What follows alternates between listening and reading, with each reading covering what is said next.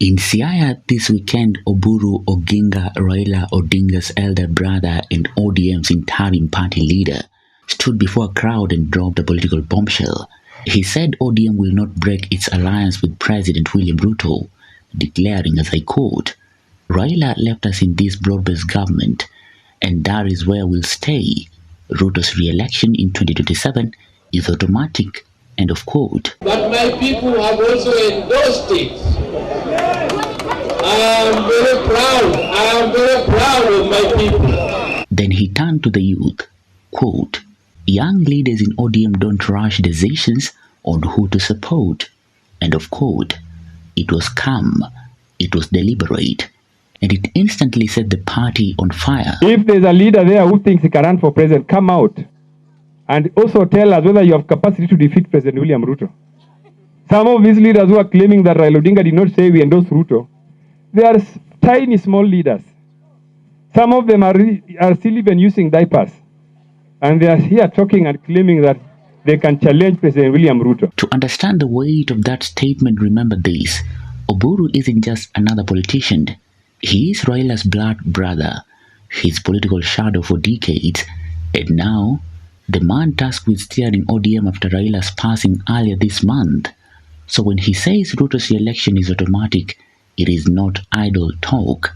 It signals a direction, one that aligns ODM family with the very man many in the party once vowed to oppose. I'm very proud that you have given me this support, and I want to thank you immensely for what you have done to me. And I have also promised that I will not let them down. And we are there not to unite the Luo, but to unite Kenya. The Siaya wedding where he made the remarks was meant to be light-hearted, but by the time he finished, social media was ablaze. The clip circulated on X, caption screaming, quote, "Oburu endorses Ruto," end of quote. The message was unmistakable. ODM, at last for now, is choosing partnership over protest. But this isn't happening in isolation. It traces back to the March 2025 Memorandum of Understanding between ODM and Ruto's UDA, a 20-point deal that Raila himself endorsed before leaving for treatment in India. The agreement promised unity, stability, and inclusion. In Raila's mind, it was a peace legacy. In practice, it is now a political weapon. When Oburu says we will remain with Ruto, he is interpreting that MOU literally as Raila's final political will. He is arguing that Raila didn't want ODM to return to opposition trenches, but to mature into part of the government machinery, something Raila always sought but never fully achieved. ODM is not ready to run for presidential candidate in 2027. The party is not prepared to field a candidate. And that is why we are saying that William Ruto is a former member of ODM. We have gone back to our former members to help us rejuvenate ODM. And I can assure you that because I talked with the president, when I was doing the last budget, the president called me and told me that I must ensure that I give political parties enough funding so that they can be able to operate. And those political parties know very well that this budget has a lot of money for them. So let it be very clear that there is nobody in ODM who can run for president and defeat President Ruto. So we are very clear in our mind. And if you think you can run for president, you will not use ODM, use your own party. Then came the line that triggered ODM's young generation. Quote, "Young leaders should stop rushing," end of quote. To Oburu, that meant patience. Allow the MOU to work. Allow the alliance to deliver results. And stop fighting for 2027 before 2025 is even over. But to the youth, it sounded like a command to sit down and stay quiet, to abandon their ambition and their anger. Because to them, rushing isn't impatience, it is urgency. The urgency to prove ODM can stand on its own feet after Raila. Within hours, ODM's youth brigade fired back. Secretary General Edwin Sifuna declared he would never support Ruto, even if it meant leaving the party. Lakini siku ile watapitisha ati chama cha ODM kitafunga Kasongo mkono mwaka wa 2027. Hiyo nataka niseme yenu na mbele ya Mwenyezi Mungu ni kufahamu.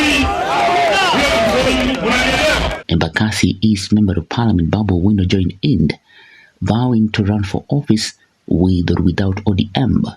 Their argument is simple. ODM was built on resistance, not allegiance. To back Ruto is to erase Raila's moral legacy. Please exit yesterday.